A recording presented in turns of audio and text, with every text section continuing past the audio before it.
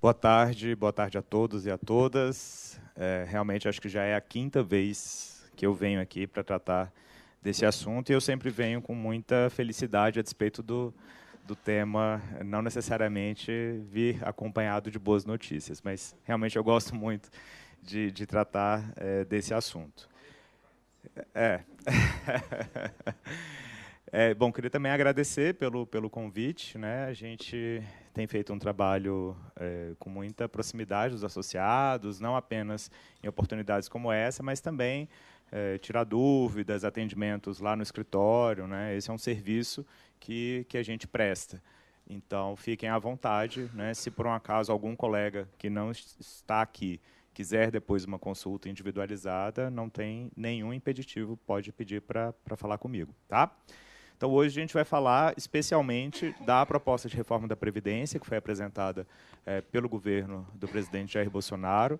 Essa proposta veio com a proposta de emenda à Constituição número 6 de 2019, e aí eu vou enfocar basicamente para a realidade jurídica dos servidores públicos. Tá? Eu não vou entrar em todos os meandros da proposta, porque ela é muito extensa. Então, não vou tratar de regime geral, vou tratar só de regime próprio de servidores, sem prejuízo de, eventualmente, caso alguém tenha alguma dúvida, eu fazer um esclarecimento adicional. Tá?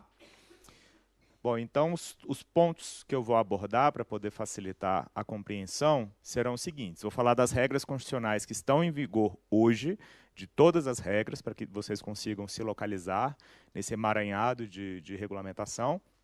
Vou falar especialmente da Previdência Complementar dos servidores públicos, que também afeta especialmente os servidores da ANA, a proposta da contrarreforma da Previdência e depois os pontos que eu entendo que são mais relevantes, os pontos mais preocupantes que a gente terá caso essa realidade de fato seja aprovada.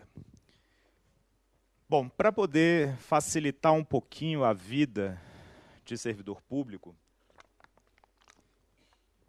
e como as regras são muitas e muito distintas, eu trago sempre esse quadrinho aqui, onde eu falo da realidade, das regras gerais existentes, tanto no texto original da Constituição, quanto nas reformas que já antecederam a reforma atual, e depois eu falo das regras de transição. Assim a gente consegue ter um histórico de tudo aquilo que já aconteceu no direito previdenciário do servidor público. O texto original da Constituição ele previa tão somente uma aposentadoria por tempo de serviço, lá em 1988. Então, bastava que o servidor tivesse 30 ou 35 anos de serviço, ele conseguiria se aposentar e teria direito à paridade e integralidade, né, que são aqueles direitos clássicos do servidor público. O que é paridade, o que é integralidade? Integralidade é aquele direito em que o servidor público se aposenta com referência na sua última remuneração. Então, a última remuneração do servidor público é que serve de parâmetro para a aposentadoria. E a paridade diz respeito ao reajuste dessa aposentadoria. Sempre que o servidor em atividade tiver um reajuste, o servidor aposentado também vai ter o mesmo reajuste. Ok? Bom, esse texto originário, a regra geral originária, ele foi modificado em 16 de dezembro de 1998, com a emenda constitucional número 20.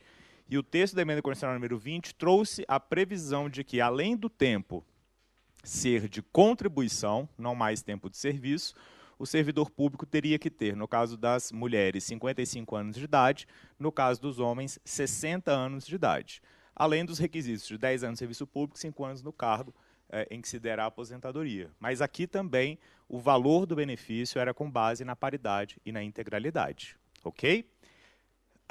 Em 31 de dezembro de 2003, nós tivemos uma nova reforma, com a emenda constitucional 41 de 2003, e ela trouxe exatamente os mesmos requisitos, 55 ou 60, 30 ou 35, 10 anos de serviço público, 5 anos no cargo. O que essa reforma trouxe de diferente?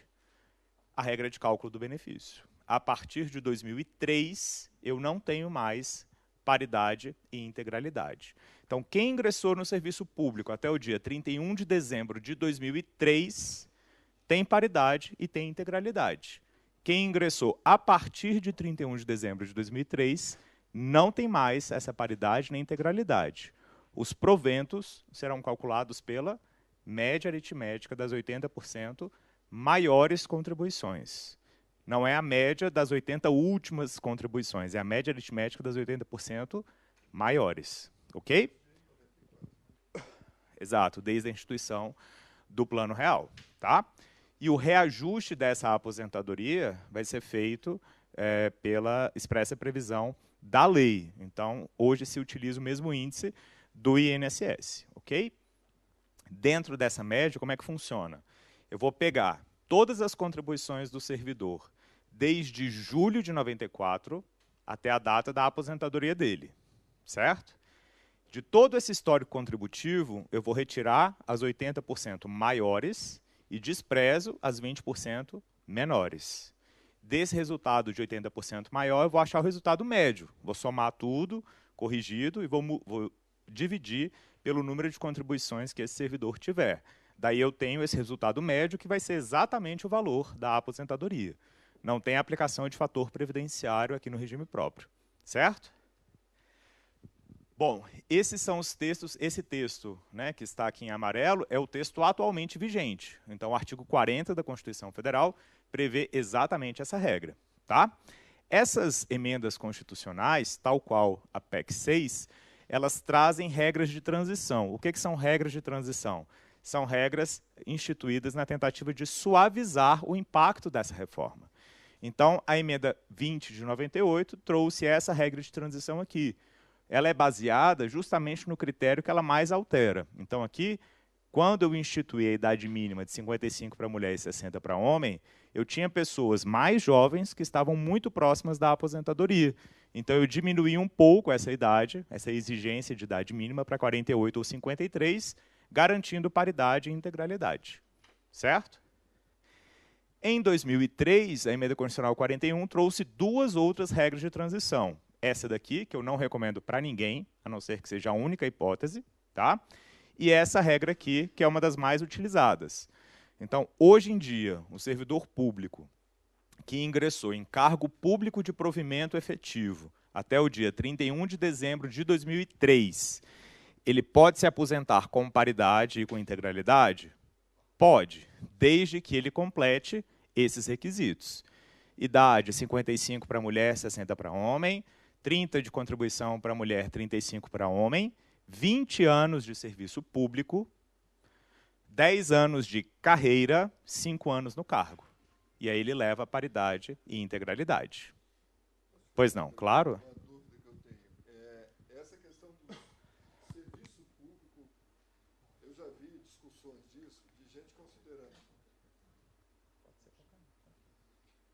Por exemplo, tem lugares que eu trabalhei que as pessoas consideram como tempo de serviço público o tempo de estatal, mesmo que você fosse CLT. E tem lugares que dizem que isso não é serviço público. Vamos lá, então. São duas coisas diferentes. Quando a gente fala em data de ingresso no serviço público, então ele tem que ter ingressado até 31 de dezembro de 2003 em um cargo público de provimento efetivo, cargo estatutário, como é o da agência. Se ele tiver ingressado até 2003 nesse cargo público, eu vou exigir a aposentadoria 20 anos de serviço público. São 20 anos de serviço nesse cargo? Não. Pode ser nesse cargo, pode ser em um outro órgão e pode ser na administração pública indireta. Então, sociedade de economia mista, empresa pública, tudo isso, mesmo em regime seletista, se considera como tempo de serviço público, mas eu não considero como data de ingresso no serviço público. Tá? Todo mundo captou? Pacífico.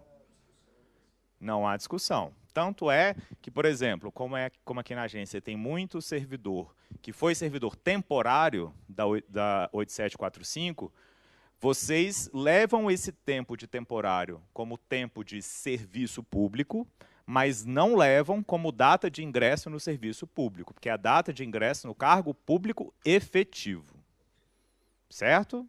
Deu para compreender? Alguma dúvida?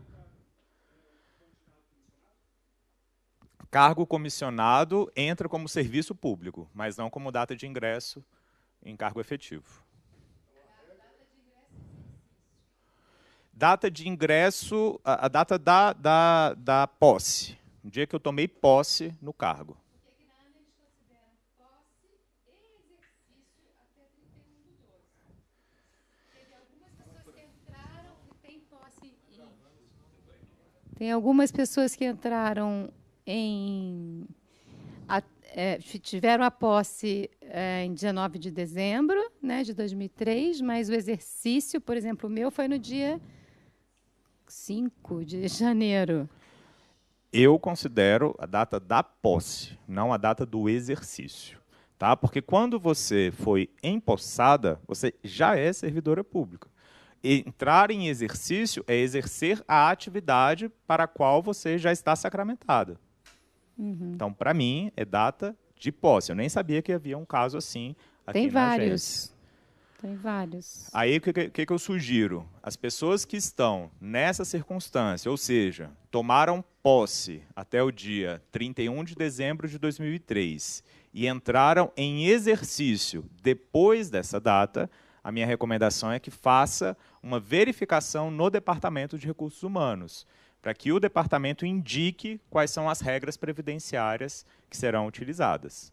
Se, por um acaso, o Departamento de Recursos Humanos disser que vai aplicar a regra geral e não a regra de transição, daí traz esse problema para a gente, que a gente discute no âmbito da associação o que pode ser feito.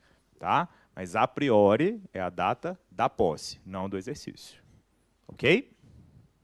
Alguma outra dúvida? Então, aí tem a transição ali, o redutor de 5% por ano antecipado. Você vai falar disso agora, né? Isso daqui é uma regra de transição. Essa daqui é outra. Tá? Essa de cima ela é péssima. Eu não recomendo para ninguém. Por quê? Porque ela, além de não ter paridade e integralidade, ela diminui 5% para cada ano que eu diminuo em relação à idade mínima. Então, se eu me aposentar com 53 anos de idade, eu posso, dentro dessa regra de transição, eu vou diminuir 7 anos em relação aos 60. 7 vezes 5, 35. Eu perco 35%, além de não ter paridade e integralidade. Então, assim, é uma regra horrorosa. Tá? Não se aposentem por ela. Leandro, mas essa é a única regra que eu consigo atingir. Aí tudo bem. Ok? Essa regra de transição aqui é outra regra diferente. Ela exige 55 ou 60, 30 ou 35, ou seja, eu não consigo diminuir essa idade mínima aqui. Ela exige 20 anos de serviço público, 10 anos de carreira, 5 anos no cargo. Mas aqui tem paridade e tem integralidade. Ok? Olha para você ver o tanto que essa regra é ruim. Entre essa regrinha aqui e essa tende a ser melhor. Certo? Só que aqui as pessoas conseguem se aposentar com menos idade. Então, alguns servidores se aposentaram nessa regra. Aí a gente vai tratar já já. Ok? Posso ir adiante? Bom, além dessas regras gerais, né? Essa e essa foram revogadas, obviamente. Essa também foi revogada. Então, o que está vigente hoje são essas que estão em amarelo aqui, nesse quadrante amarelo. Certo? Além disso, nós temos uma outra regra de transição, e somente de transição. Essa regra ela é utilizada tão somente para aquele servidor público que ingressou num cargo público de provimento efetivo até 16 de dezembro de 98, ou seja, até antes da instituição da Emenda Constitucional número 20. Quem ingressou até essa data vai poder se aposentar com menos idade, desde que tenha mais tempo de contribuição. Como é que funciona isso? Quem ingressou até essa data precisa ter 30 ou 35 de contribuição, 55 ou 60 de idade, 25 de serviço público, 15 de carreira e 5 no cargo. Só que se eu tiver 36 anos de contribuição, eu posso me aposentar com 59 de idade. A regra me exige 35 ou 60. Só que se eu tiver 36, eu diminuo 1 ano da idade. Se eu tiver 37, eu tenho 2 anos a mais, eu diminuo 2 anos da idade mínima. Ok? Deu para compreender? Isso daqui é o fator 85-95? Não, não existe fator 85-95 para servidor público. Se eu somar, vai dar 85-95? Sim, mas tecnicamente falando, não podemos afirmar isso. Ok? Então, só vale para quem entrou até 98, e a grande vantagem dessa regra é que eu aumento, é que eu diminuo a minha idade mínima se eu tiver mais tempo de contribuição. Puro, obrigado. E aqui eu tenho paridade e eu tenho integralidade. Certo? Dúvidas?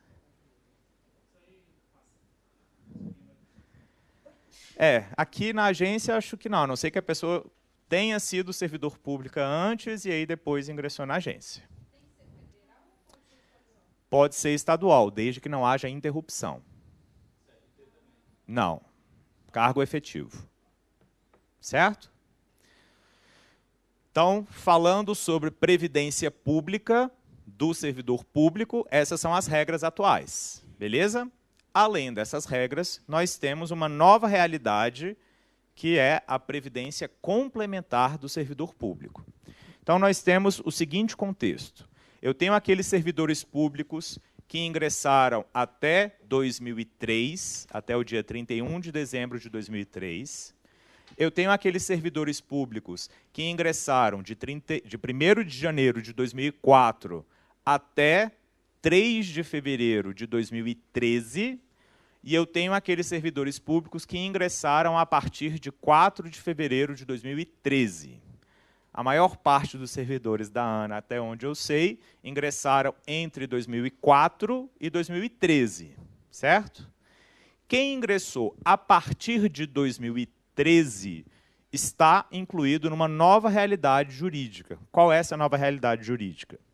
Essas pessoas terão as suas aposentadorias limitadas ao teto do INSS. O regime geral de previdência social, o INSS, ele é destinado para os trabalhadores da iniciativa privada, certo?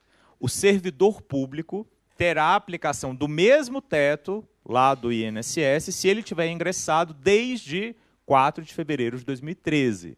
Por quê? Porque foi em 4 de fevereiro de 2013 que nós tivemos a instituição da Previdência Complementar dos Servidores Públicos. E a Emenda Constitucional 98, a Emenda Constitucional número 20 de 98, lá atrás, ela previu o seguinte texto: eu, União, eu, ente federativo, poderei limitar a aposentadoria do servidor público ao teto do INSS, desde que eu crie uma previdência complementar. E isso foi feito com a Lei 12.618 de 2012. O que é esse regime de previdência complementar? É uma previdência privada.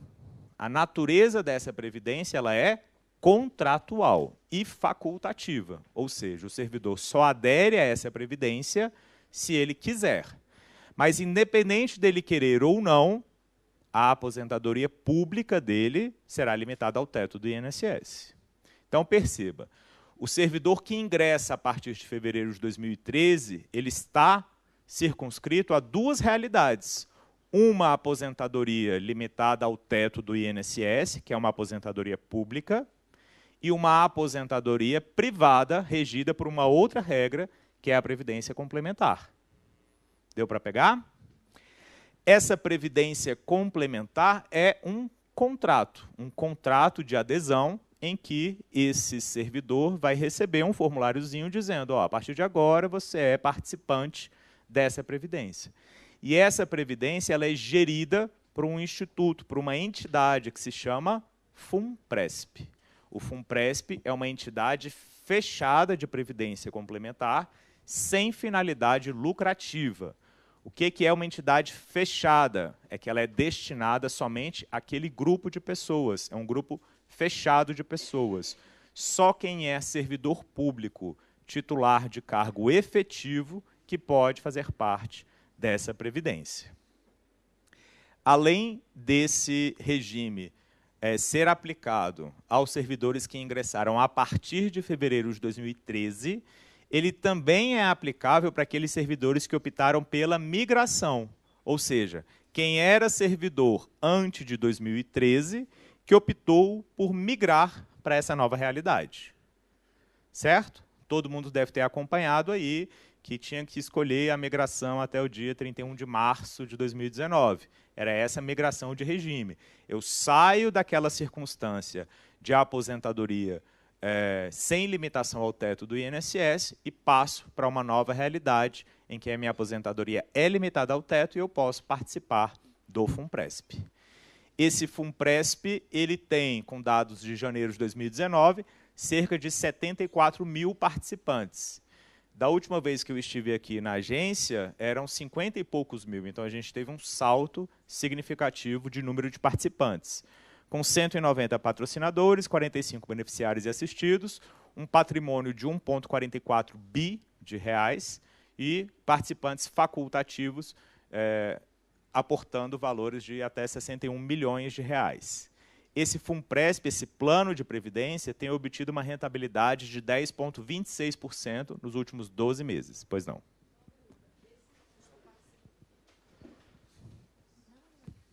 Esse número de participantes aí tem como saber quantos desses realmente eram dos servidores que ingressaram no serviço público antes de 2013 que aderiram? Ou, sei lá, vamos supor, 4 mil que era para ter aderiu, e o resto todo porque entrou em concursos posterior ao ano. Né? Tem como saber isso? Tem como saber, mas eu não tenho esse dado. Eu fico curiosa para saber quantas pessoas realmente... Daqui da ano eu não sei quantas pessoas realmente aderiram. Tem como saber, mas esse dado ele não é disponível. Eu teria que fazer uma solicitação para obter essa informação. Tá? Mas é possível, sim. Leandro, tem uma questão aqui que eu gostaria de perguntar, mas não é para causar desespero naqueles que aderiram ao FUNPRESP. A questão que fica é a seguinte, todos os fundos que foram geridos, criados pela União até o momento, seja de militar, ou seja da área civil, ou de empresas estatais, tiveram problemas financeiros gigantescos e alguns estão na beira da falência. O FUNPRESP, caso haja má gestão e esse dinheiro seja, digamos, o fundo venha a ter problemas gravíssimos, a União teria responsabilidade sobre ele? Não. Mas eu vou explicar melhor, tá? Bom, então, todo esse dinheiro, esse 1,44 bilhão de patrimônio... Opa, pulei. Ele é investido. De onde sai esse dinheiro? Então, esse servidor público, então vamos pegar aqui o caso, tem alguém que faz parte do regime de previdência complementar aqui? Só para eu pegar de exemplo. Um nome. Nome de alguém, por favor. Tamires. A Tamires ingressou, você migrou ou ingressou depois? Tá, então a Tamires ingressou na agência em 2014. Ela recebe de remuneração, sei lá, 10 mil reais, certo? O teto do INSS hoje é de 5.800 reais. Então, a aposentadoria pública dela, no futuro, será de, no máximo, o teto do INSS vigente naquela data, certo? Pode ser menor do que o teto? Pode, vai ser, no máximo, o teto. Sobre o teto do INSS de hoje, ela contribui com 11%. Certo? Para custear essa previdência pública. Aquilo que ultrapassa o teto do INSS, essa diferença de 10 mil para 5.800, ela contribui com uma alíquota para o FUNPRESP. E a União contribui com o mesmo percentual também para o FUNPRESP. Então, o FUNPRESP recebe a participação da Tamires e da União e esse patrimônio gera aqui 1,44 bi na massa de participantes. Esse dinheiro, obviamente, não vai ficar parado, né? Ele precisa ser investido. E esse investimento, hoje, ele é distribuído da seguinte maneira. 62,43%, mais da metade desse patrimônio, está atrelado ao título público federal do IPCA, o Tesouro Direto que rende pelo IPCA. Tá? 20,16% ao mesmo título da Selic, 7,95% ao mesmo título que é pré-fixado e o restante em outras operações. Então, percebam que a gente tem quase 90% ou 90% desse patrimônio está investido em títulos públicos federais. É um bom investimento? Foi um bom investimento. Até 2016, a gente tinha um rendimento realmente significativo, 16%, 20% muitas vezes. Tá? Mas desde 2016, a gente tem tido uma queda do IPCA, da inflação, e uma estagnação da Selic. Então, por isso que a gente tem obtido uma rentabilidade de 10,26%, porque o patrimônio principal do Funpresp está atrelado a esses títulos que têm essa queda de rentabilidade.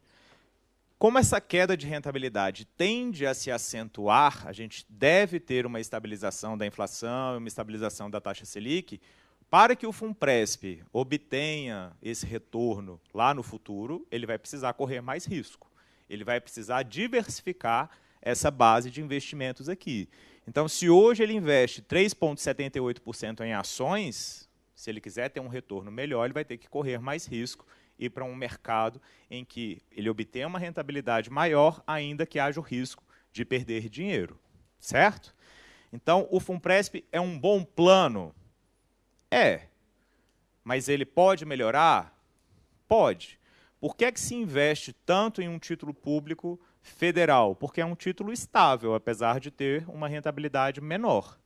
Ele tem uma garantia maior do que, por exemplo, uma ação, né, do mercado financeiro. Apesar de não ser economista, isso é algo que a gente aprende na trajetória. E aí, se o Funpresp não fizer, de fato, uma modificação desse cenário, a gente pode deixar de ter uma rentabilidade interessante lá na frente. Tá? Um detalhe importante, aqui é só uma comparação do Funpresp e de outros títulos. Tá? Um detalhe importante é que, se por um acaso ocorrer uma má gestão ou uma fraude em algum tipo de investimento, e esse resultado for negativo, o participante, o servidor, pode ser chamado a cobrir esse prejuízo? No Funpresp, não. Por quê? Por que o Funpresp é diferente dos fundos de pensão das estatais? Porque os fundos de pensão das estatais, eles prometiam um benefício. Ele falava, quando você se aposentar, empregado da Petrobras, você vai receber de aposentadoria a sua aposentadoria do INSS e eu, Fundação Petros, vou te pagar a diferença da sua aposentadoria com a sua remuneração. Então, ele prometia um benefício definido. Ele era um plano BD. O Funpresp, ele é um plano de contribuição definida. Ele não promete um benefício específico. Ele fala, eu tenho aqui esse plano de benefícios, o seu benefício futuro vai variar de acordo com aquilo que você tiver na sua reserva, mas, se a sua reserva tiver pouco dinheiro, você vai ter um benefício menor. Se você tiver muito dinheiro, você tende a ter um benefício melhor, mas eu não te prometo um benefício específico. Certo? Então, é por isso que a gente tem essa diferença dos fundos de pensão das estatais para o Funpresp, porque o Funpresp é CD, contribuição definida. Então, aqui a gente não fala em déficit. A gente pode falar em diminuição de benefício, mas em déficit não há que se falar. Deu para pegar? A Previdência Complementar, ela foi automatizada. Lembre que eu falei que ela é um contrato facultativo, então eu só faço parte se eu quiser. Mas ela foi automatizada a adesão desde 2016. Então, o servidor que ingressa agora em 2019, ele já está automaticamente atrelado ao Funpresp. Se ele quiser deixar de participar, ele tem que pedir para sair, para cancelar essa sua participação. Que eu acho que não vai ser o caso de ninguém aqui.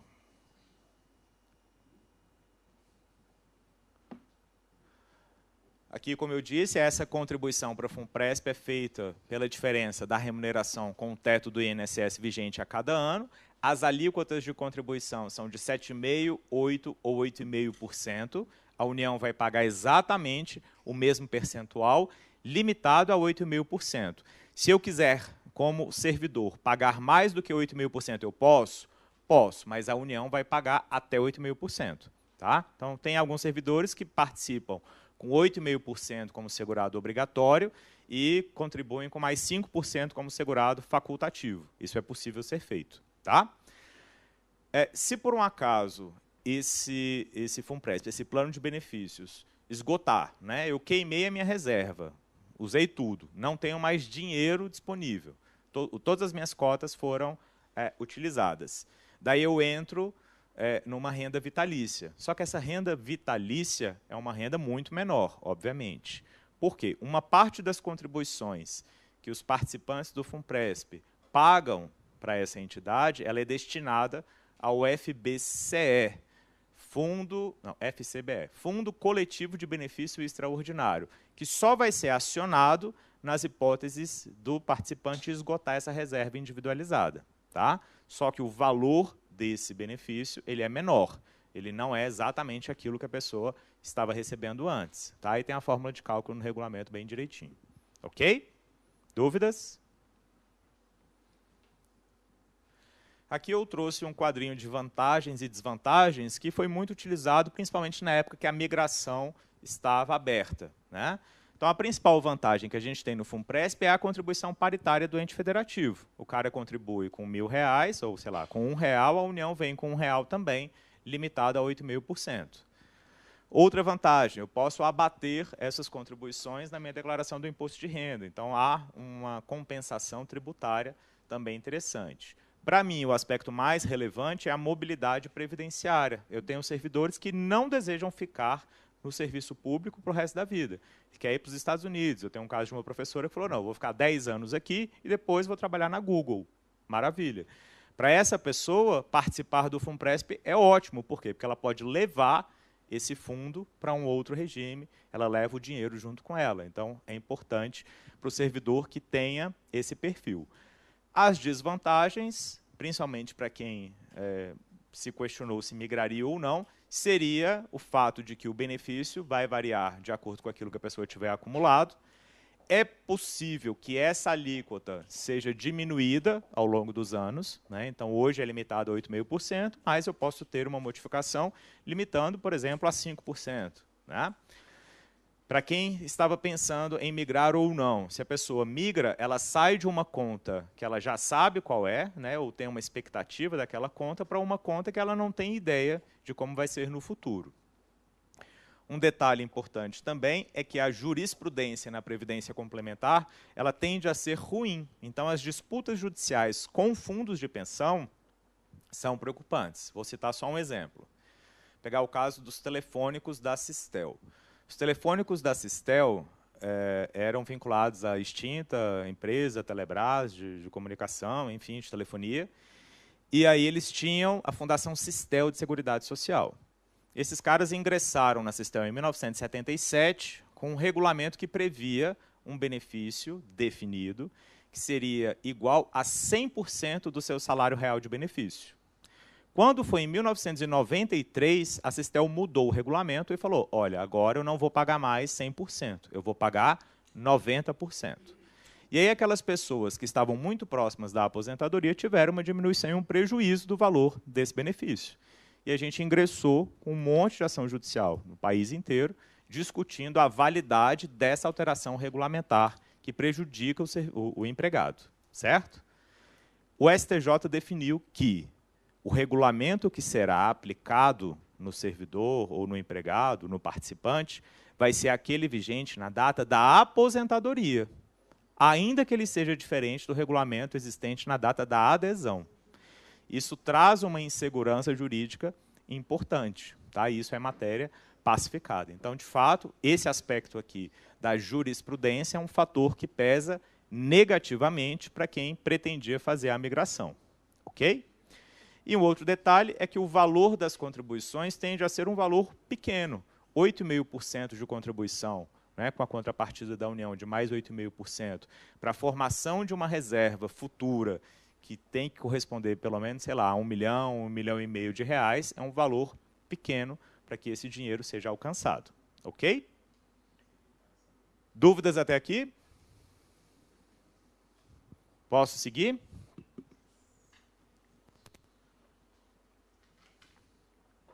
Vamos, então, para a querida proposta de reforma da Previdência apresentada pela PEC 6 de 2019. Bom, a gente teve uma proposta que foi apresentada pelo governo do presidente Michel Temer, né, assim que ele assumiu a presidência. Essa proposta ela já estava bem encaminhada dentro do Congresso, mas o presidente Jair Bolsonaro optou por apresentar uma nova proposta. Então, começou do zero, certo? E essa nova proposta ela é aplicável, ela traz 3 tipos de regra. Primeiro, regras de transição, igual as outras propostas trouxeram, tá? Regras que vão suavizar a vida daquelas pessoas que já são servidoras públicas. Ela trouxe também regras transitórias, que são regras que serão aplicadas para aquelas pessoas que ingressarem no serviço público a partir da promulgação da PEC 6. E ela trouxe regras que só Deus sabe. Então, são 3 modalidades de regra. Regras de transição, regras transitórias e regras SDS. Só Deus sabe. Todo servidor que tiver ingressado no serviço público, em cargo público de provimento efetivo, até a data de promulgação da PEC, poderá se utilizar da regra de transição.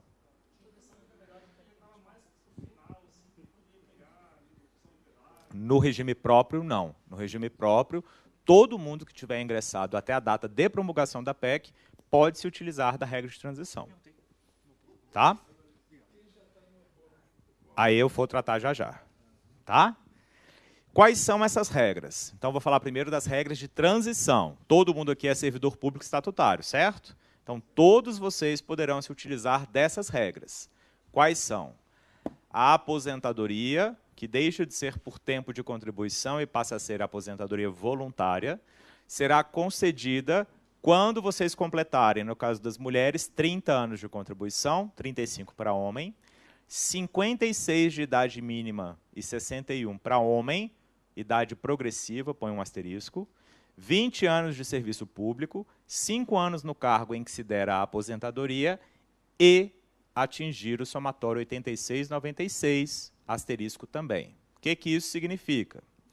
Significa que essa idade mínima de 56 ou 61 será aumentada com o passar dos anos. Essa idade ela é existente, ela é exigida em 2019. Em 2022, a gente já vai subir para 57, 62. Ok? O somatório, o que é o somatório? Eu vou pegar a minha idade e o meu tempo de contribuição e vou somar. E aí eu tenho que atingir o 86 para a mulher e o 96 para o homem. E isso também é progressivo. Essa progressividade do somatório começa a partir do ano que vem, em 2020. Então, já em 2020 vai ser 87, 97. Leandro, se eu atingir o tempo, a contribuição, o tempo de serviço público, o tempo no cargo, mas não atingir o somatório, posso me aposentar? Não. Tem que atingir todos os requisitos ao mesmo tempo. Esse progressivo é anualmente? Cresce um ano? Até 100, 105.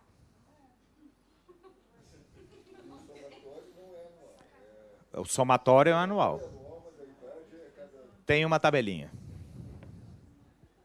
Ok? Oi? Tem que completar todos os requisitos ao mesmo tempo. Tá? Atingir a idade mínima aqui em 2019, mas não tem o somatório. Só vou ter o somatório em 2020. Se o somatório de 2020 mudar, eu atingir? Não, eu vou continuar trabalhando. Atingir em 2021, aí beleza, eu posso me aposentar. Beleza?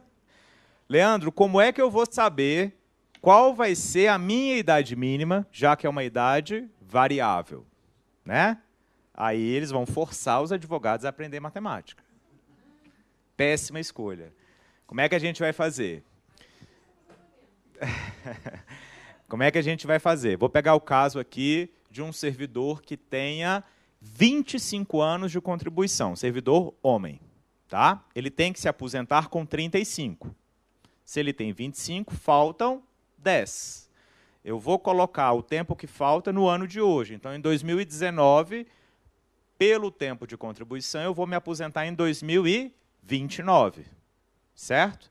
Lá em 2029, qual vai ser a idade mínima exigida? X, não sei. Então, vai ser aquela idade lá de 2029 que eu vou utilizar como data, melhor, como idade mínima para minha aposentadoria, assim como o somatório.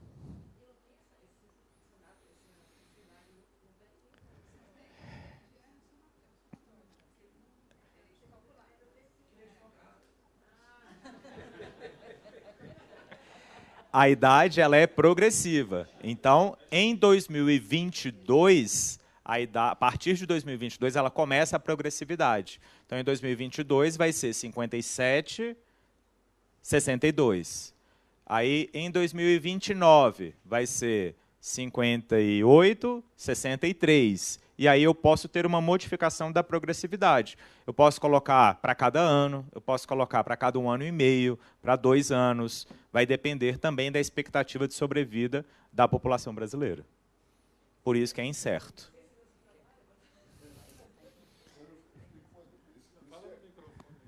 Desculpa. Sou o primeiro a descumprir a regra. Eu fiquei com uma dúvida que é o seguinte, isso é a regra de transição. Isso. Todos, se a pessoa hoje teria, que é diferente da reforma do Temer. A do Temer mantinha a possibilidade de aposentadoria integral e com paridade. Eu vou falar dessa hipótese dentro da proposta do Bolsonaro já. Tá. Isso aqui é só a regra de transição. Isso daqui é regra de elegibilidade ao benefício. Todo mundo vai ter que cumprir esses requisitos, seja com paridade e integralidade, seja com base na média aritmética, seja para quem ingressou depois do FUNPRESP. Eu fiquei em dúvida porque fala em valor do benefício, média aritmética simples. Aí eu vou explicar. Tá. Desculpa, então. Beleza? Posso? Pois não. Deixa eu te levar o... Esses 20 anos de serviço público é uma exigência nova, porque na regra do Temer não tinha essa exigência. Não tinha. É uma exigência É a primeira vez que eu estou vendo nova. esses 20 anos aí. Isso vai, ferrar a vida de muita gente. Tá? Porque eu tenho um servidor que já tem quase todos os requisitos, mas ele ficou muito tempo na iniciativa privada. É o meu e aí caso. ele vai precisar trabalhar, às vezes, mais 10 anos para poder cumprir essa regra. Sim. Se quiser se aposentar no regime próprio. Desculpa. Esse serviço público é aquele mesmo serviço público que a gente comentou antes no início. Né? Exatamente. Tá? É o tempo de serviço público. Podendo ser incluído o tempo de empresa pública, o tempo de sociedade de economia mista com capital público. Tá? Bom, então aqui a gente tem os requisitos de elegibilidade, ou seja, quanto tempo de contribuição, idade, tempo de serviço que cada um vai precisar ter. Agora a gente vai olhar a regra de cálculo do benefício. Como é que vai ser a regra de cálculo desse benefício? Você quer que eu explique esse e depois você pergunta ou você quer perguntar antes?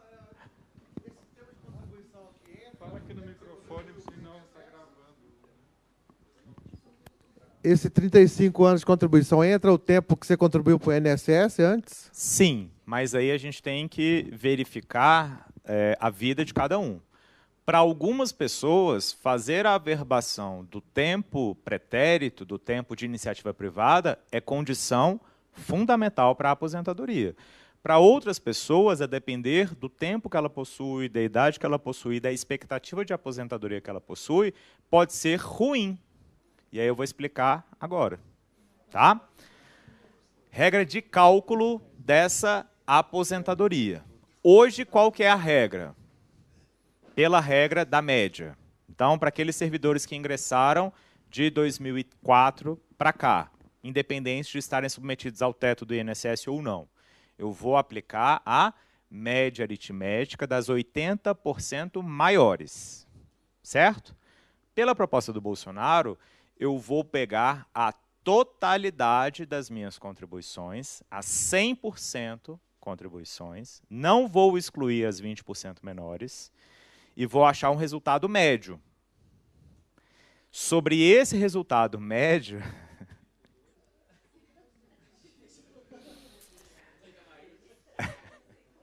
eu não sei se você está rindo de desespero.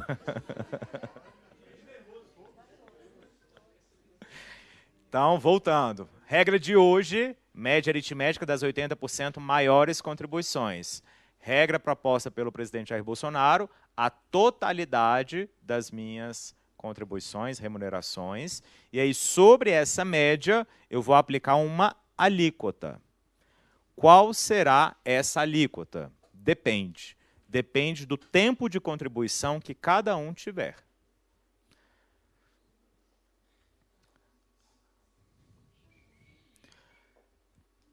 Sobre 20 anos de contribuição que eu tiver, eu vou aplicar 60%.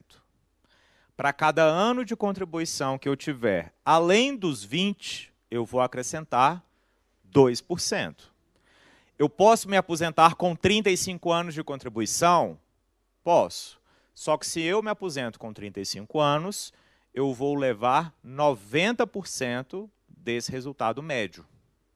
No caso das mulheres, se a mulher se aposentar com 30 anos de contribuição, ela vai levar 80% desse resultado médio.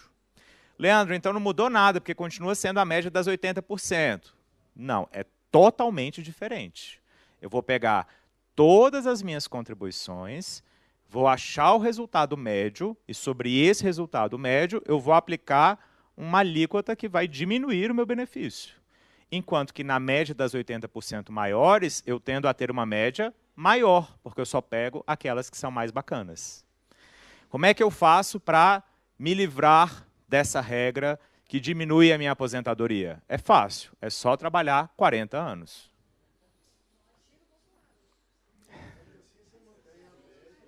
Total. Ainda assim é ruim. Não. Ela vale para todos os 3 regimes. Essa regra do Bolsonaro, ela vale para todos os 3 regimes, é isso? Quais 3 regimes? Anterior a 2003, ou melhor, 29 Todos. de tudo, 2003 a 2013, ele vale para... Agora, Vai ser aplicado para todo mundo, independente da data que essa pessoa ingressou. E aí, só que, perceba, uma coisa é o critério de elegibilidade. O tempo de idade, tempo de contribuição, tempo de serviço público. Isso é aplicável para todo mundo, certo? O valor da aposentadoria aí vai variar. Por quê? Para aquelas pessoas que fazem parte da Previdência Complementar, além dela precisar cumprir os requisitos de elegibilidade, além dela se submeter a essa regra de totalidade vezes alíquota, a aposentadoria dela é limitada ao teto do INSS. Ok. Agora tem uma pergunta de caráter jurídico. A regra, ela pode modificar as regras anteriores? Pode. Mas ok, mas assim, anteriormente não foi feito isso. Você tem 3 regimes. Né? No meu caso, por exemplo, eu entrei em dezembro de 2003, não 13, 3. O que mudou depois não me afetou. Sim, mas aqui existe uma possibilidade, eu vou falar exatamente agora, das pessoas que ingressaram até 2003. Eu vou aplicar exatamente os mesmos critérios de elegibilidade. 30 e 35 anos de contribuição, 61 de idade progressivamente, 20 anos de serviço público, 5 anos no cargo e o somatório 96 progressivo. Para quem ingressou até 31 de dezembro de 2003, essa pessoa vai poder se aposentar com paridade e integralidade? Vai, mas daí a idade mínima passa a ser 65 para homens e 62 para mulher. Ok. E eu não aplico o somatório. Você não aplica mais o somatório. Não. Tá. Mas você mantém a metodologia de a totalidade das suas contribuições? Não, aí é paridade e integralidade. Leva o último salário. 65 anos. 65 anos. Os 35 de contribuição. 30 para a mulher. Conseguiram compreender? Quem ingressou até 31 de dezembro de 2003, levanta a mão. Até 2003, 31 de dezembro de 2003, os homens precisarão se aposentar, ou melhor, precisarão obter 35 anos de contribuição, 65 anos de idade, 20 anos de serviço público e 5 anos no cargo. E as mulheres, 62 anos de idade, 30 de contribuição, 20 anos de serviço público e 5 anos no cargo. Com paridade e com integralidade. Certo? Leandro, no meu caso, por exemplo, eu já tenho mais de 35 anos de contribuição, já quase 37. Mas não tenho a idade, 54 para 55. Vou ter que esperar 65 também? Vai. Não pode ser um pouquinho antes? Não. E. Não, mas ele não tem idade mínima. Ele não tem idade. Não, mas ele ainda não pode se aposentar pela regra de hoje. Isso. Tirando a dúvida, a sua dúvida. Quem já está recebendo o abono de permanência? O que é o abono de permanência? É um estímulo para aquelas pessoas que já completaram os requisitos de se aposentar e continuam trabalhando. Tá? Essas pessoas terão o direito adquirido preservado? Terão, mas olha só.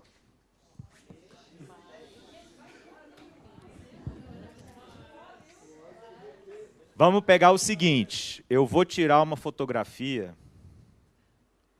da realidade jurídica dessa pessoa aqui antes da reforma. Tá? Então, tirei a foto. Veio a reforma, beleza? Se eu tiver, por exemplo, uma progressão de carreira, não estou no topo da carreira, progredi. Para eu me aposentar com essa progressão, eu tenho que observar os novos requisitos, sem prejuízo de poder utilizar essa fotografia a qualquer momento. Tá? Então, eu pego essa fotografia, entrego para a pessoa e falo, pode se aposentar quando quiser. Hoje, amanhã, depois da reforma, daqui a 10 anos, daqui a 20 anos. Com a realidade jurídica existente nessa data da fotografia. Qualquer alteração que a pessoa tiver, aí ela se submete ao novo regramento. Então, vamos pegar o exemplo. A pessoa consegue cumprir todos os requisitos como especialista da ANA. Cansei de ser especialista, vou virar magistrado. Thierry decidiu fazer concurso de juiz. Virou magistrado. Nesse novo cargo, ele já completou os 5 anos? Não. Então, ele precisa completar esses 5 anos nesse novo cargo. Ou então, ele... Não, aí a idade mínima, tempo de contribuição, tempo de serviço público, ele já teria. Mas, se ele tiver uma progressão nesse cargo atual, daí ele precisa completar os novos requisitos, se quiser levar paridade e integralidade nessa progressão. Se não quiser, tudo bem, pode se aposentar de acordo com a realidade existente até então. Pois não. Eu fiquei com uma dúvida que é a seguinte, vou imaginar uma pessoa, por acaso sou eu, que não tenha integralidade e paridade, mas já está com abono permanência. Okay. Se eu entendi o que você está falando da fotografia, isso quer dizer o seguinte, se a reforma fosse aprovada hoje e amanhã eu tivesse uma progressão dentro da carreira, eu poderia me aposentar na condição de hoje sem considerar essa progressão. Ou seja, a minha média salarial, porque eu estou nessa situação dos pré-2013, né? A minha média seria a média de hoje. Ou então, se eu quisesse que esse valor entrasse, eu ia cair nessa regra nova aí. Só levando em consideração que quando a gente parte para a média, a gente perde o desprezo dos 20% menores, que não, é ruim. Sim, mas né? Por isso que eu perguntei. Quer dizer, não, mas eu estou, de novo, se eu for me aposentar amanhã, já com a nova Previdência, eu teria a opção de dizer, olha, Eu quero me aposentar pela regra do retrato lá. De ontem, pode. E aí é a média dos 80%. Exatamente. Só que eu não vou ganhar mais nada com isso, não vou melhorar minha média daqui para frente. É isso que você está dizendo. Não, não vai melhorar a média. Porque o que eu estava trabalhando com essa hipótese de melhorar a média. Não existe essa hipótese, então. A média vai congelar no momento da... Olha, matematicamente falando, até pode melhorar a média, né? Vamos imaginar. Hoje você tem 60 anos, né? Você quer ficar até os 75. Bom, 15 anos de contribuição na sua última remuneração vai melhorar a sua média, né? Agora, não, mas eu estou falando de 1, 2 anos. Aí não vale a pena. Não vai melhorar. Mas, pois é, só que a regra de hoje são as 80% maiores. A regra da reforma é a totalidade. Eu não desprezo as 20% menores. Então eu diminuo a média. Entendeu? E mesmo que fosse exatamente a mesma forma de cálculo, um mês ia melhorar? Ia, mas R$15. Certo? Deu para entender?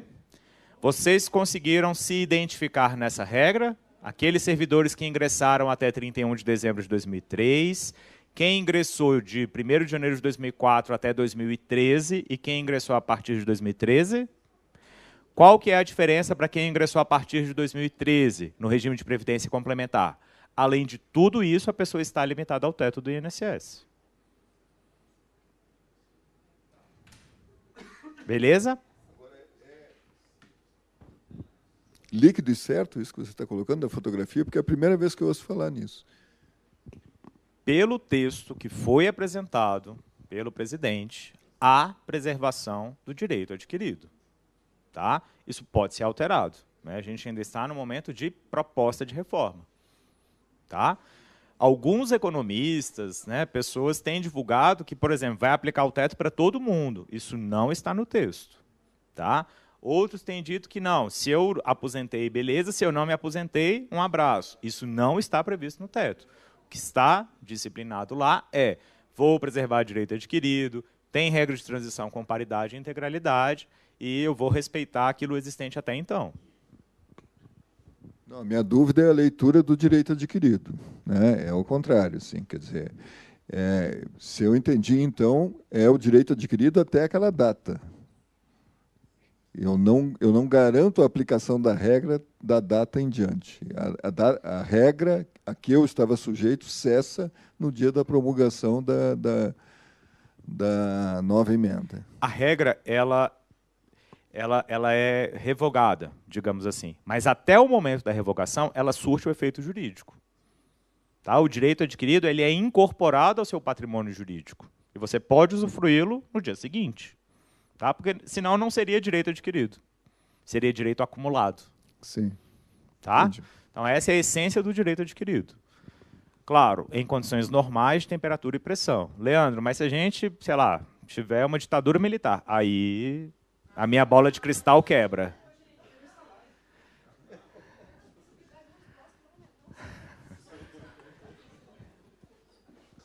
Eu levo lá.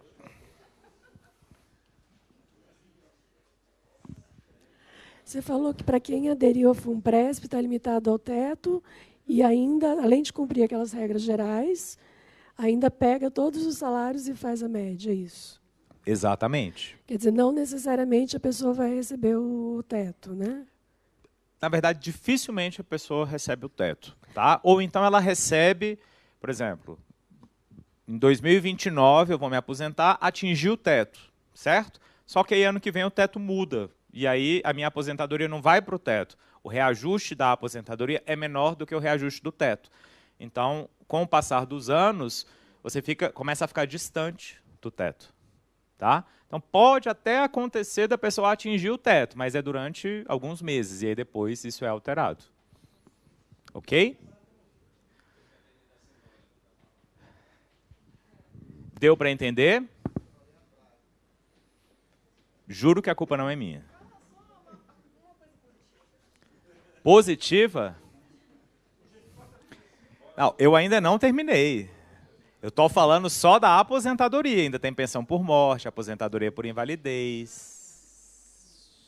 Se vocês quiserem, óbvio. essa é uma opção que todo mundo fala. Bom, então é melhor morrer do que continuar servidor público. Não recomendo. Por quê? Não. Quem acredita em vida após a morte talvez seja interessante, mas para os beneficiários tende a ser pior. Por quê? Porque a regra da pensão por morte, ela vai mudar bastante. Qual que é a regra de hoje? Se eu sou servidor aposentado e morri, eu vou deixar para o cônjuge o teto do INSS mais 70% do que ultrapassar o teto. Então, voltando. Se eu morri hoje, o beneficiário, o cônjuge, vai deixar o teto do INSS mais 70% do que ultrapassar o teto. Certo? Se eu estou em atividade, essa referência não vai ser a aposentadoria, vai ser a remuneração. Pela proposta apresentada pela PEC 6, além da gente ter esse cálculo, eu vou ter a aplicação de uma cota familiar. Então, se eu tiver só o cônjuge, eu vou deixar 50% mais um beneficiário, 60%. E aí eu vou aplicar os 60% sobre essa médiazinha. Se eu estiver em atividade, daí a regra é diferente. Primeiro, eu vou calcular qual seria a minha aposentadoria por incapacidade permanente, e aí depois eu vou aplicar a cota familiar. Por que essa regra para o servidor que não está aposentado, ela é ruim? Porque a minha aposentadoria por incapacidade permanente vai ser calculada de acordo com aquela mesma regrinha, de 60% mais 2%. Então, se eu tiver, por exemplo, 15 anos de contribuição e morri, eu vou ter 60% da minha média aritmética. E aí, sobre isso, eu vou aplicar o teto do INSS mais 70% do que ultrapassar o teto. E sobre isso, eu vou aplicar a cota familiar. Ou seja, quer morrer? Espera completar 40 anos de contribuição.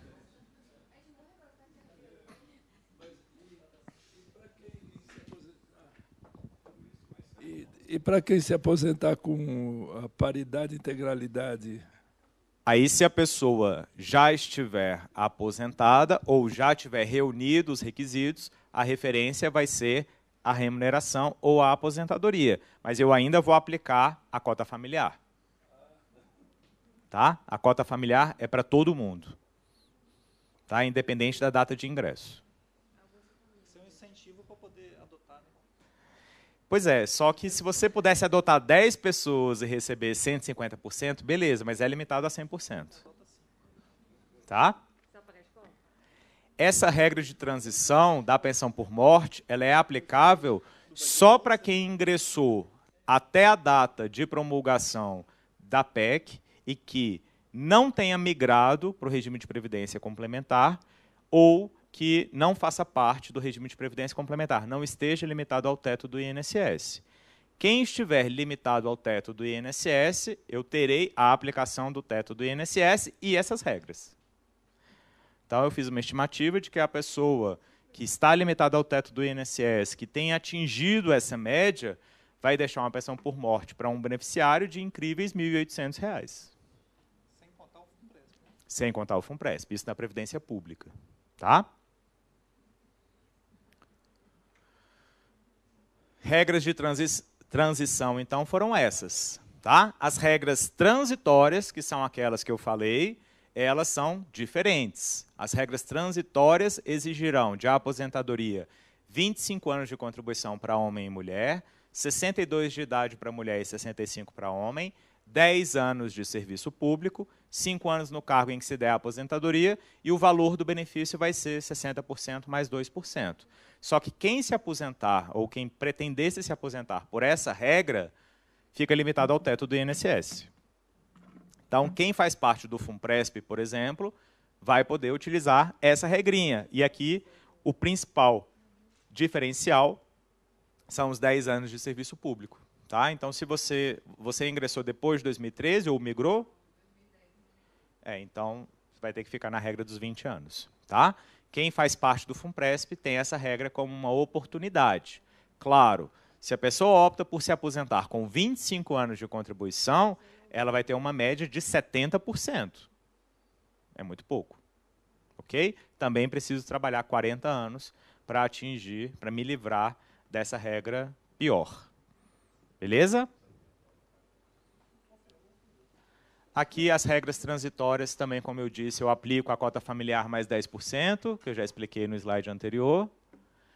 E aí a gente vai para as regras de cumulação de benefício. Eu acho que aqui na agência a gente não vai ter tantos casos assim, tem mais para quem é professor. Vamos pegar o seguinte exemplo. Sou empregado aposentado do Banco do Brasil, certo? Aposentado pelo INSS, ok? Me tornei servidor da agência. Eu não posso cumular a minha aposentadoria com a minha remuneração. Eu terei que optar por uma. E não posso, na aposentadoria, receber os dois benefícios. Se a aposentadoria de outro regime for oriunda de cargo, emprego ou função pública, estará vedada a sua acumulação. Se os cargos forem acumuláveis, daí não tem problema. Então, sou professor do Estado, me aposentei. Me tornei professor da União, me aposentei. Aí não tem problema. Mas quem é? Isso vai afetar muito quem é empregado público e aí ingressou no serviço público depois. Certo?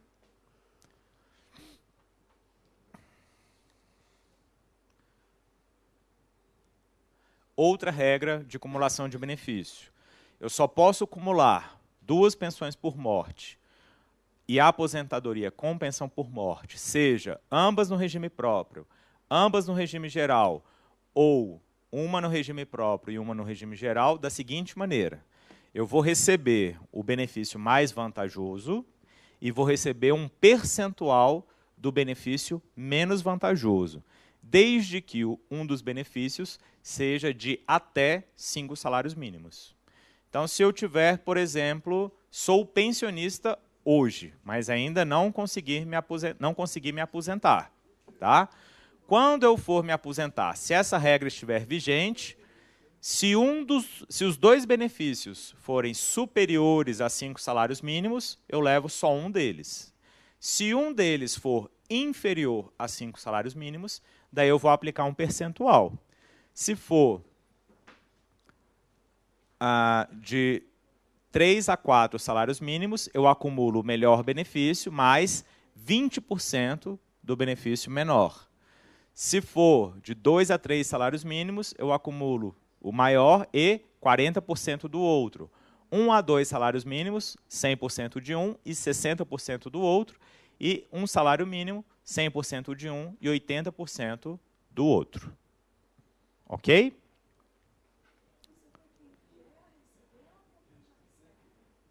Depende. Se a pessoa já recebe hoje 2 benefícios acumuladamente, isso não vai ser alterado. Quem passar a receber o segundo benefício depois da reforma, aí se aplica a regra.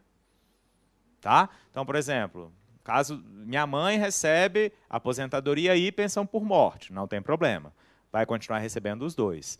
Mas, por exemplo, se ela se tornar viúva depois da reforma, aí ela vai receber só o maior benefício e o segundo entra nessa regrinha aqui. Ok?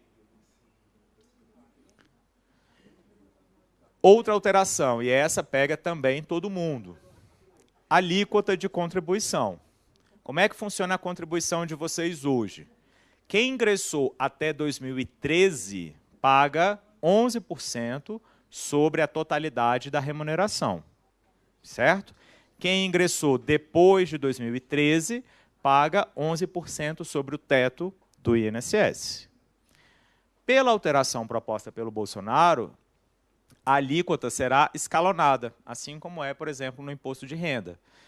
A média é que essa alíquota fique ali, para vocês, entre 14% e 15%. Tá? Quanto mais a pessoa receber, mais faixas ela vai ser enquadrada e aí a contribuição média também tende a aumentar.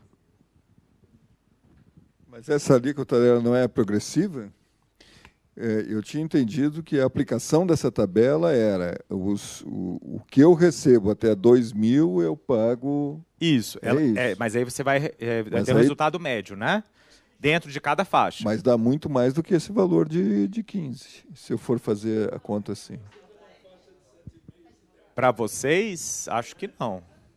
Como? Então, pela conta que eu tinha feito, dava quase 20%.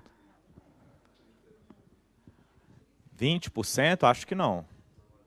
Porque eu vou, para dar mais de 20%, você teria que receber mais de 39 mil.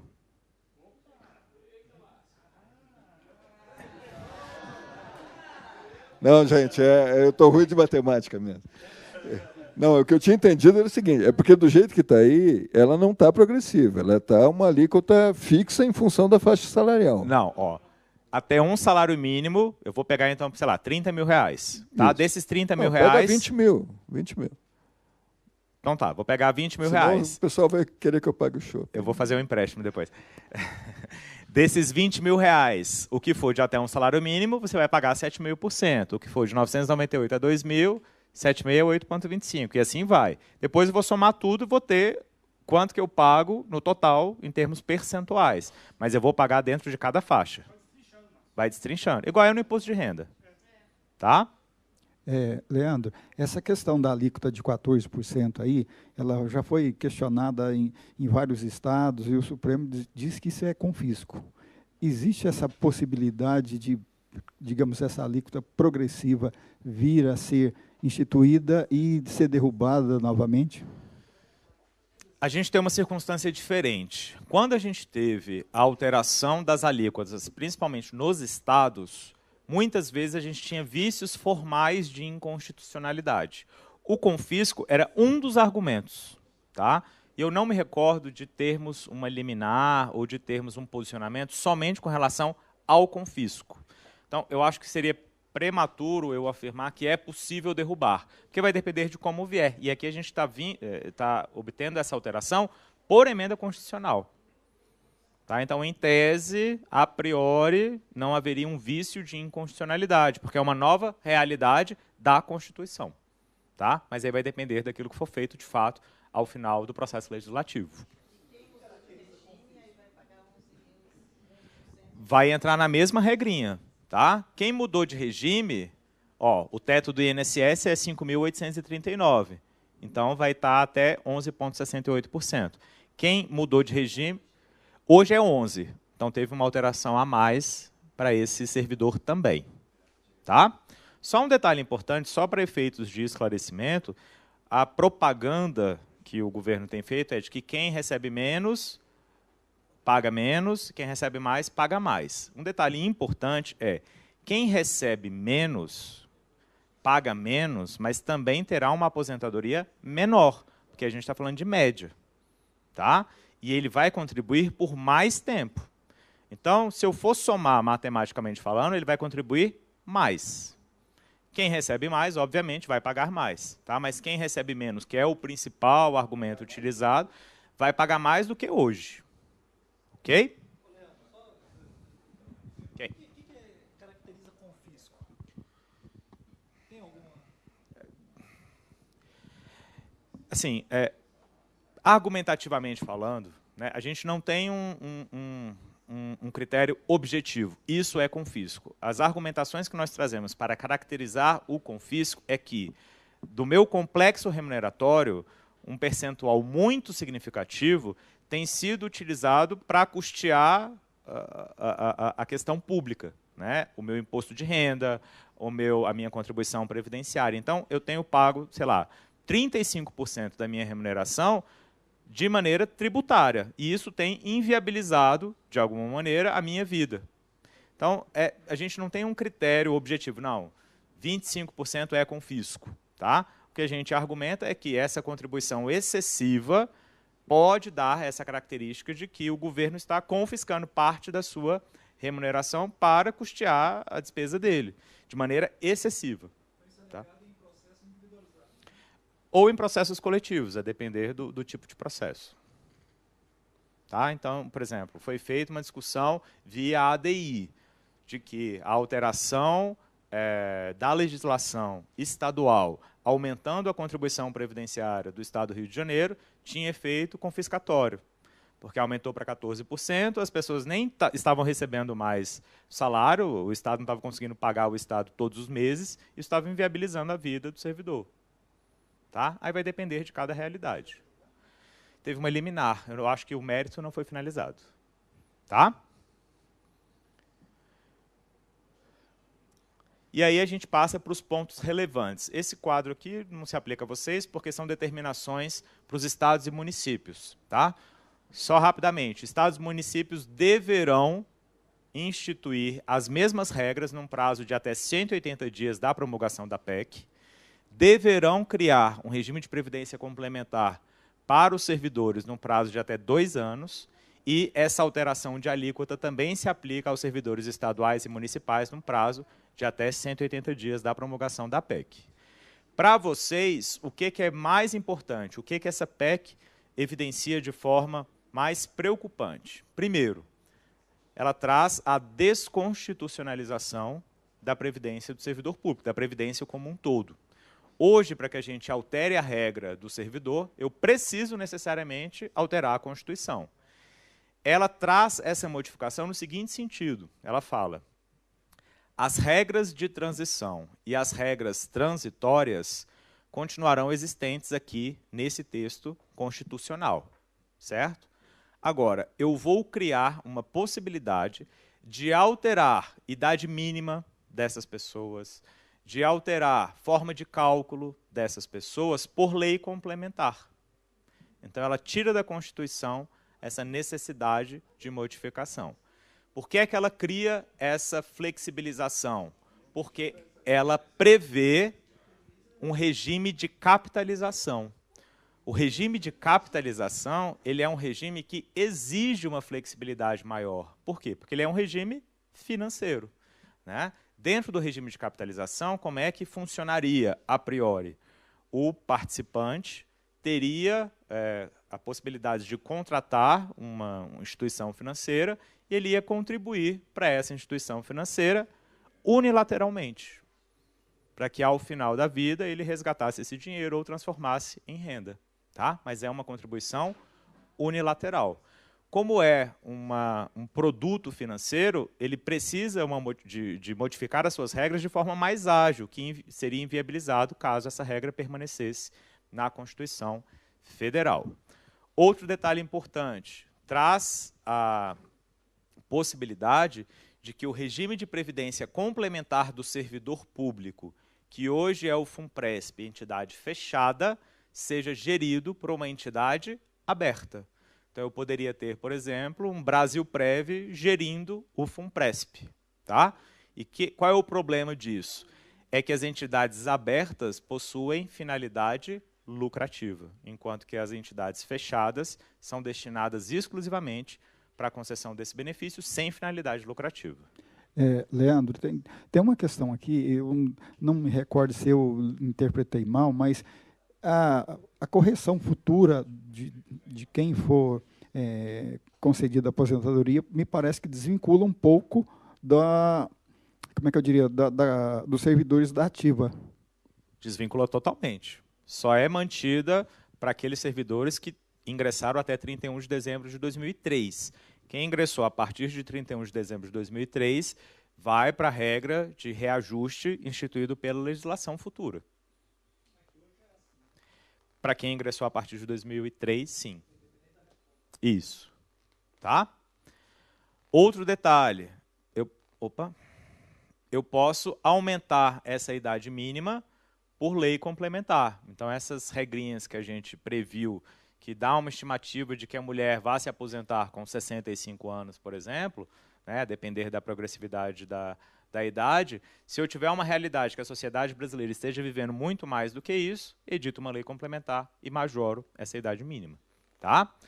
Outro detalhe importante, os benefícios de risco, aposentadoria por invalidez e pensão por morte, poderão ser geridos pelo setor privado.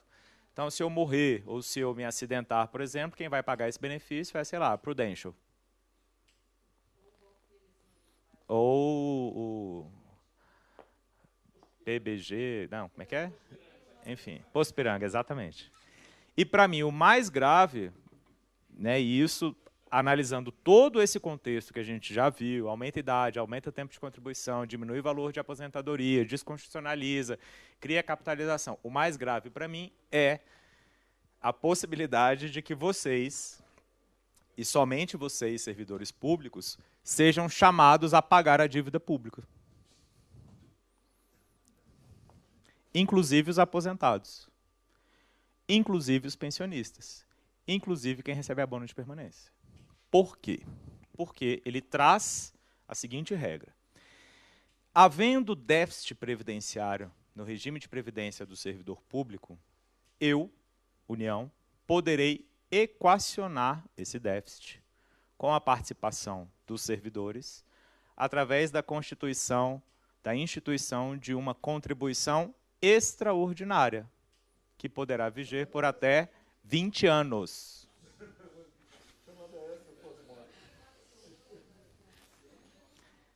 Não fica bom assim?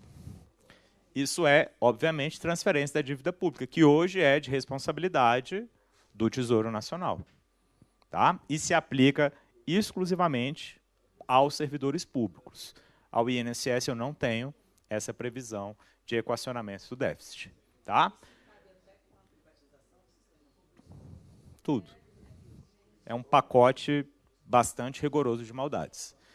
Leandro, se você quisesse derrubar alguma coisa, o que você ia lutar para derrubar? Isso. Tudo, mas isso principalmente. Tá? Porque isso, sem sombra de dúvidas, gera confisco.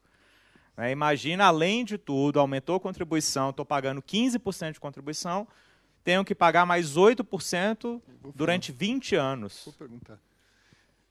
Só uma pergunta, você está colocando isso, todas essas observações são em cima do projeto que entrou no Congresso. Exatamente. Você tem alguma, dentro do que está se discutindo, eu sei que desses pontos eu não vi no jornal nada. Nada.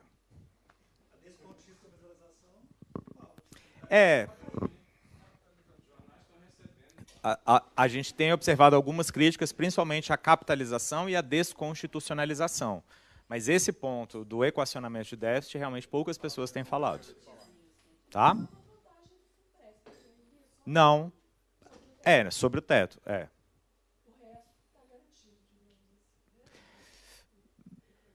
De garantido só a morte. Pois não. Não recomendo. A não ser que aconteça antes da reforma.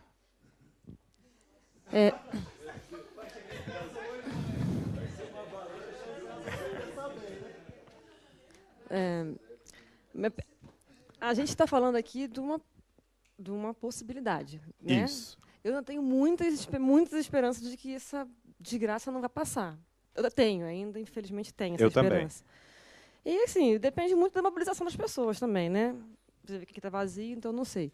Mas vamos supor assim, no futuro, tá? Entre um outro tipo de governo com outra ideia, que, né, enfim, ele poderia propor alguma coisa que revogasse essas coisas, que outra PEC que tirasse, mudasse, voltasse atrás e melhorasse e não tivesse essa desgraceira toda. Poderia. Dependendo do Congresso, eu sei, mas... Enfim. A gente observou isso, por exemplo, em países que instituíram a capitalização. Né? Eu não tenho certeza se o Chile fez o processo de descapitalização, mas outros países fizeram a descapitalização. Eles voltaram a instituir que a Previdência seja essencialmente pública. Tá? Então, esse tipo de movimento pode acontecer. Tá? No nosso histórico constitucional, a gente não teve nenhuma modificação que viesse beneficiar ou que viesse revogar uma cagada do governo anterior. Mas pode acontecer.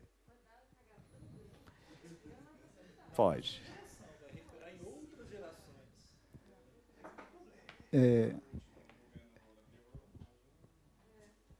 Leandro, tem um ponto aí, digamos assim, dessa parte, da institucionalização daquele regime de capitalização individual para os futuros, para os, digamos, pós-promulgação da emenda. Eu não sei se isso ficou vinculado apenas para para o Estado ou se ficou vinculado também para a União. Para todo mundo. Para todo mundo. Para todo então, mundo. Quem entrar no futuro entra no regime de capitalização individualizada. É aí que eu entro naquela terceiro grupo de regras, que é a regra que só Deus sabe. Tá? Por quê? Porque isso não está tratado na proposta de reforma. Ele prevê no texto que nós teremos um regime de capitalização individual, mas ele não diz como é que vai funcionar, qual vai ser a alíquota, quem vai gerir, nada. Tá? Então, isso será feito por lei complementar, caso a reforma seja aprovada. Tá? Então, a gente entra realmente num mundo totalmente diferente daquele existente até então.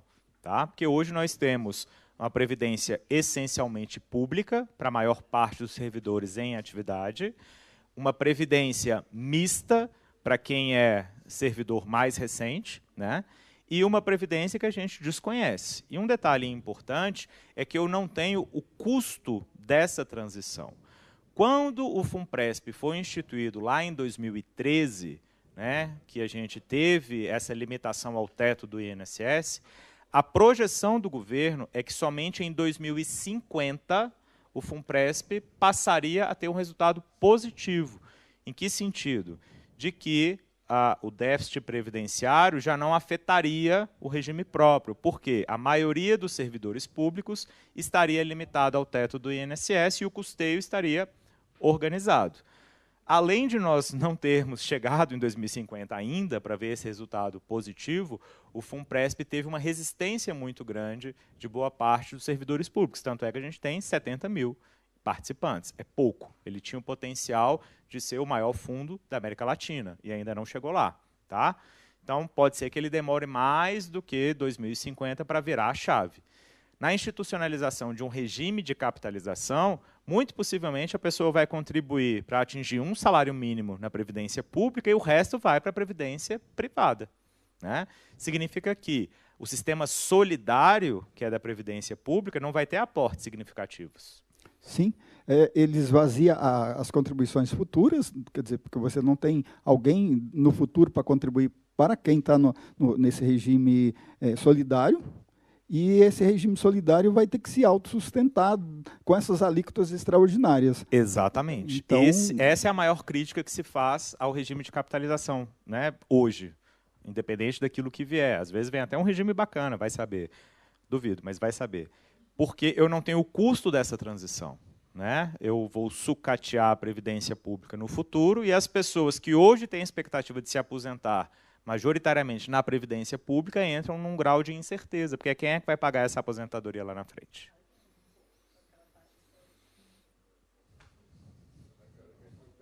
Deixa eu só levar o microfone aí.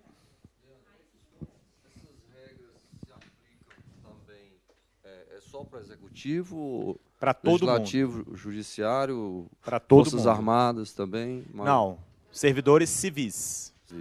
Todos os servidores civis. Tá?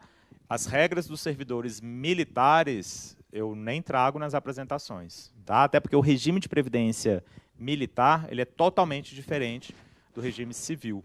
Tá? Possivelmente. Tá?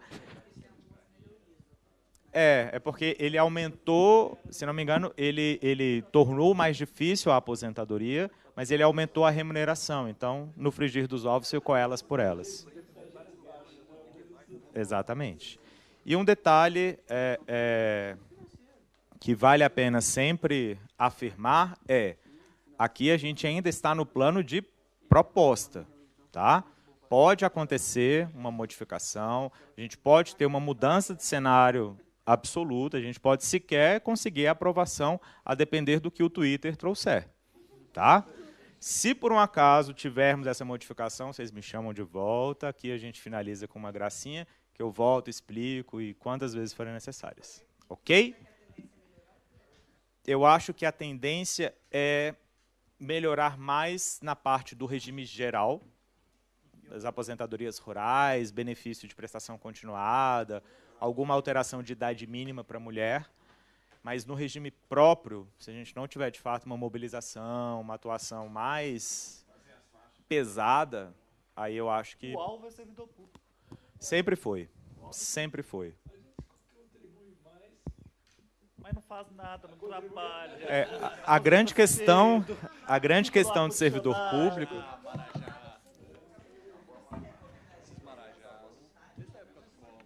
Para qual regime? Hoje já não existe mais essa possibilidade, né? Porque a gente não tem mais janela de migração. Depende da situação, depende da idade, do histórico de contribuição anterior, aí vai depender de uma série de fatores. Para algumas pessoas era interessante, para a grande maioria não, mas para algumas pessoas era... Para a grande maioria não.